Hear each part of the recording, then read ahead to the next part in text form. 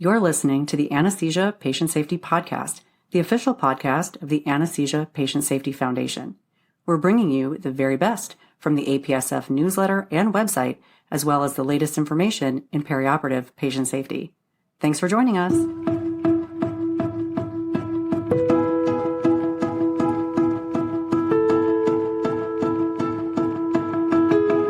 Hello, and welcome back to the Anesthesia Patient Safety Podcast. My name is Alli Bechtel, and I'm your host. Thank you for joining us for another show.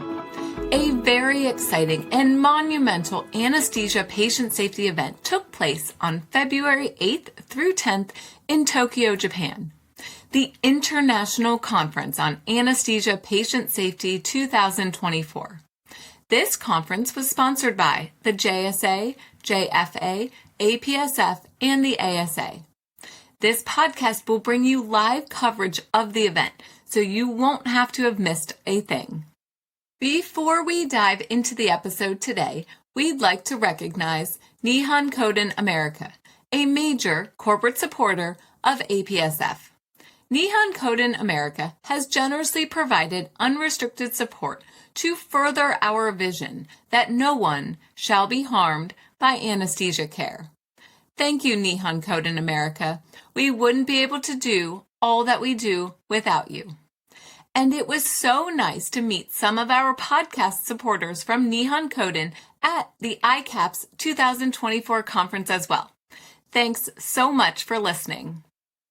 Did you know that the Japanese APSF Newsletter is the second most read newsletter in the world? This was the first APSF international translation partner and served as a catapult for additional translations to help spread the word about anesthesia patient safety around the world.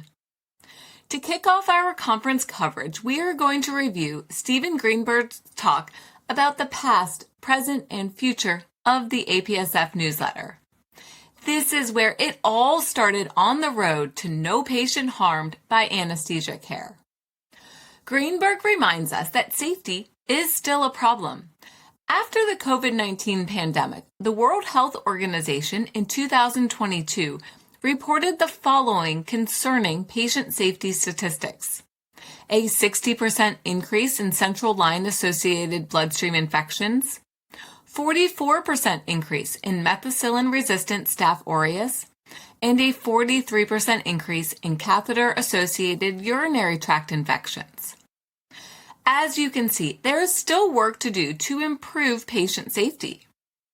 Greenberg also reminds us how far that we have come towards improving anesthesia patient safety.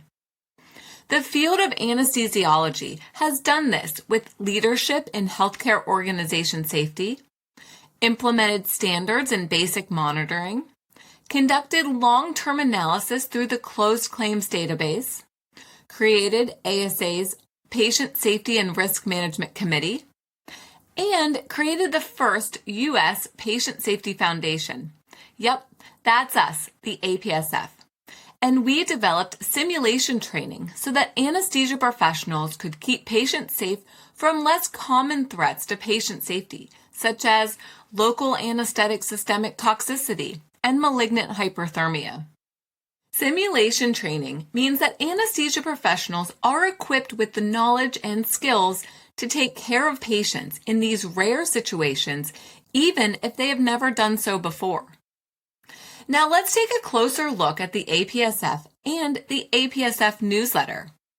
In the first ever APSF Newsletter, the important concerns included minimal essential monitoring during anesthesia, development of a closed claims database, and the dangers of hypoxemia and hypercarbia, and how we could detect these events before patients came to harm.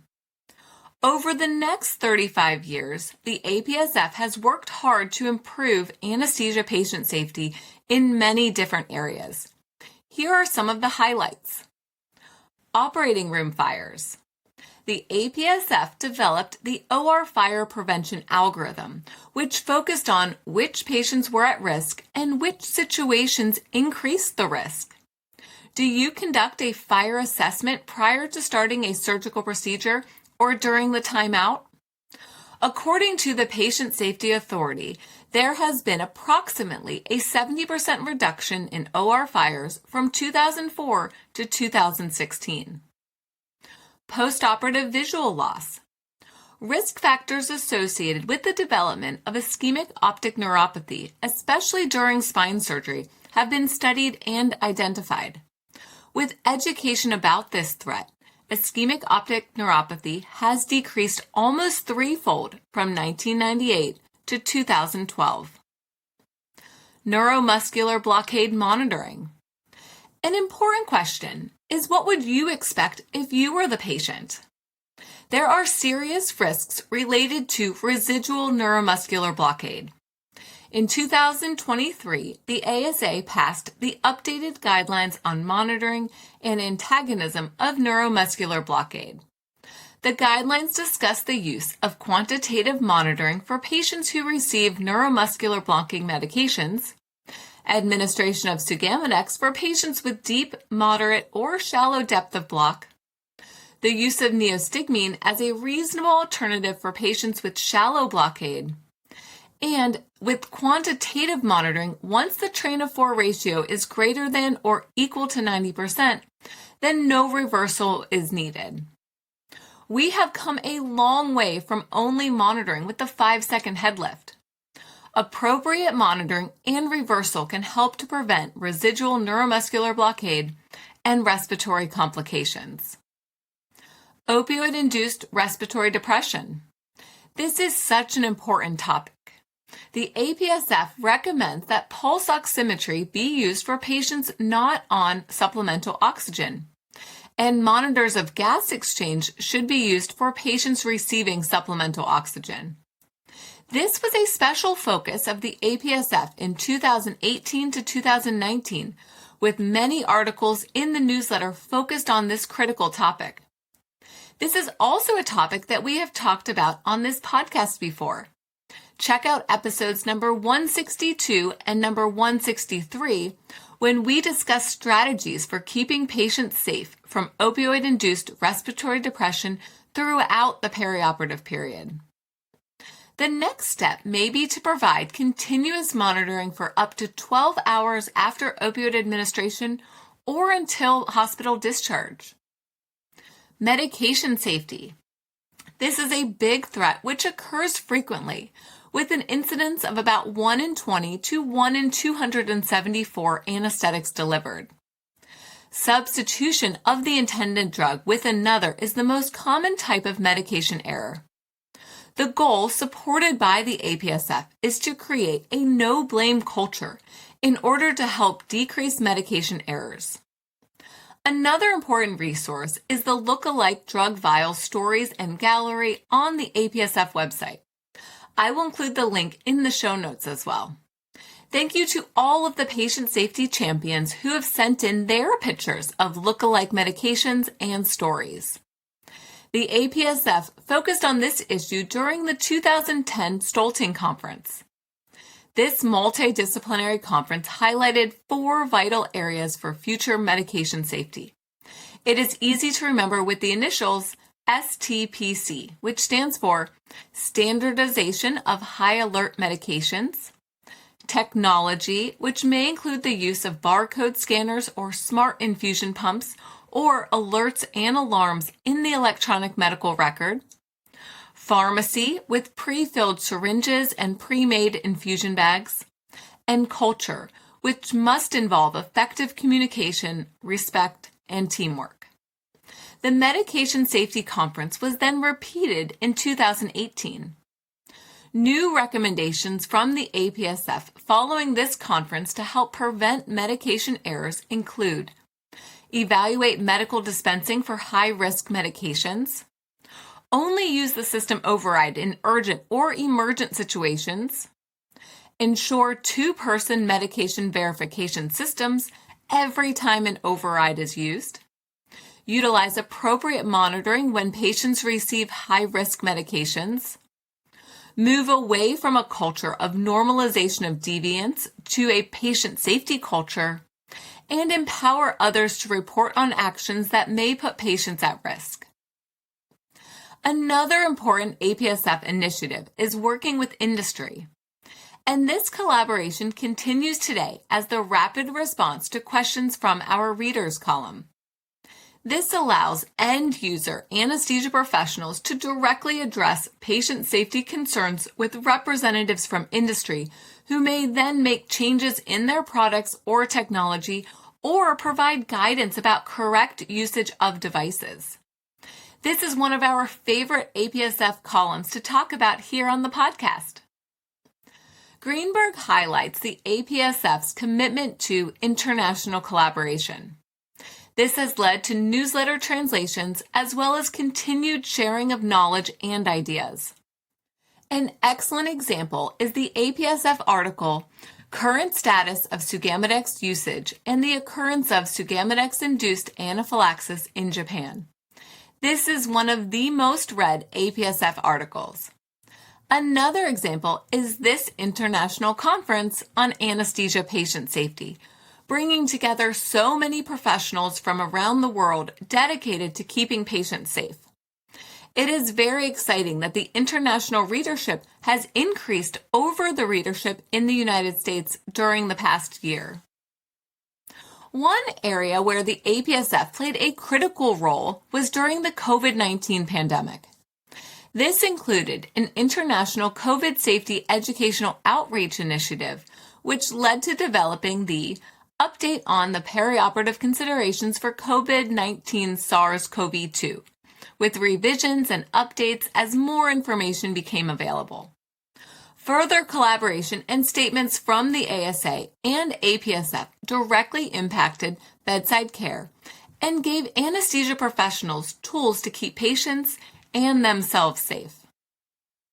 The APSF newsletter has expanded from a 3 times a year newsletter to include more high-yield content. Have you seen the In the Literature section or any of the articles between issues?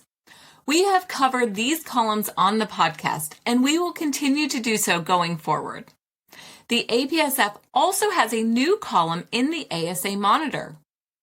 Going forward, the APSF is committed to supporting the global exchange of information with additional newsletter translations, building connections on social media, and increased international authored newsletter articles.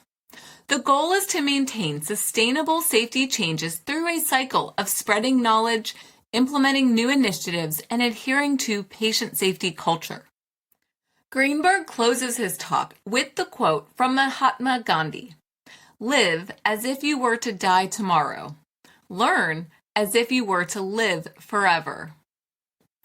We have time to talk about some of the first conference session. This is the JSA Safety Management Division Chief Session entitled Emerging Infectious Diseases and Perioperative Medical Supplies. What have we learned from the COVID-19 pandemic? Throughout the pandemic, healthcare systems were faced with worldwide shortages of anesthetics and medical equipment. This session focuses on problems in the current system and considerations for innovations to ensure adequate supplies going forward in Japan, the United States, and the global chain. The first speaker is Kazuyoshi Aoyama, and he talked about patient lives and safety of the medical staff during the COVID-19 pandemic. His talk highlighted the availability of personal protective equipment, or PPE, early in the pandemic, taking into consideration the high demand and the limited supply. He recounts his experience at the University of Toronto Hospital for Sick Kids, where they work to optimize PPE allocation with the perioperative PPE stewardship program to help streamline distribution and limit locations where PPE was needed, follow guidelines from the CAS, the World Health Organization, and local IPAC recommendations, and trigger early warnings for possible shortages, and schedule operating room staff based on PPE availability. I will include a citation in the show notes for more information about this program. Previous infectious disease outbreaks in Canada included SARS in 2003 and H1N1 in 2009, which led to stockpiling millions of masks in Ontario, which were then found to be expired before they could be used during the COVID-19 pandemic. Going forward, will Canada be prepared for the next pandemic? The preparation includes stockpile of gloves, masks, N95 respirators, and gowns, with careful attention to rotating the supply to avoid expiration of needed equipment. The final message is that we need to be ready for the next outbreak, which could happen at any time. The next speaker is Mark Warner to talk about APSF involvement and consensus statements for COVID-19 pandemic. Warner served as the president of the APSF during the pandemic. At the start, anesthesia professionals had the following burning questions. How do we make sure our anesthesia team members are safe? How do we best care for our patients? And how can we quickly disseminate new knowledge and helpful information? Warner describes the challenges related to peer review of new knowledge, since peer review at the beginning of the pandemic was challenging, with very few reviewers having a strong background in virology or pandemic epidemiology or the science of healthcare workers' protection. Journals and non-peer-reviewed publications were flooded with early reports and creative ideas. It was difficult to determine what was reliable, credible, and useful, what should be widely disseminated, and what caveats should be added at the time of their publication. Many journals established rapid communications or publications with minimal peer review, and some authors took advantage of the high acceptance rates and submitted fraudulent information or papers filled with only preliminary data. Many were later proven to be inaccurate. Journals played a role since they wanted mass media attention. Did you know that 60% of PubMed indexed COVID-related articles in anesthesia journals were published in just 3 journals? The British Journal of Anesthesia, ANA, and Anesthesia. At the same time, social media was used to further disseminate this knowledge with a greater reach and visibility, including Twitter and regular media links. National anesthesia societies used a different approach and were careful in their use of media and made sure that their information was reviewed and discussed prior to dissemination. This was the approach used by the APSF as well. Thus, information from the APSF proved to be more reliable and clinically relevant, with information coming to clinicians rather than from mass media. Between December 2021 and March 2023, information from the ASA and APSF was accessed more than 5 million times by people from 240 countries around the world. This information was updated frequently and clinically relevant to day-to-day practices. Warner concludes his talk by highlighting the roles for national societies and journals when it comes to the next pandemic or major healthcare event. National societies have the following responsibilities. Have a historical recall for how to handle emergency situations such as a pandemic. Rapidly appoint teams to carefully consider and develop consensus statements and frequently ask questions to help clinicians. And resist seeking mass media coverage. Journals have the following responsibilities. Develop protocols on how to provide appropriate peer-reviewed articles in emergent situations. Carefully consider and restrain efforts to gain mass media coverage. Important questions today when thinking about the COVID-19 pandemic are, what worked, what didn't work, and what should we do differently next time? There is still so much great content from this first session and the entire conference. Mark your calendars because we will be back next week. If you have any questions or comments from today's show, please email us at podcast@apsf.org. Please keep in mind that the information in this show is provided for informational purposes only and does not constitute medical or legal advice. We hope that you will visit apsf.org for detailed information and check out the show notes for links to all the topics we discussed today. Until next time, stay vigilant so that no one shall be harmed by anesthesia care.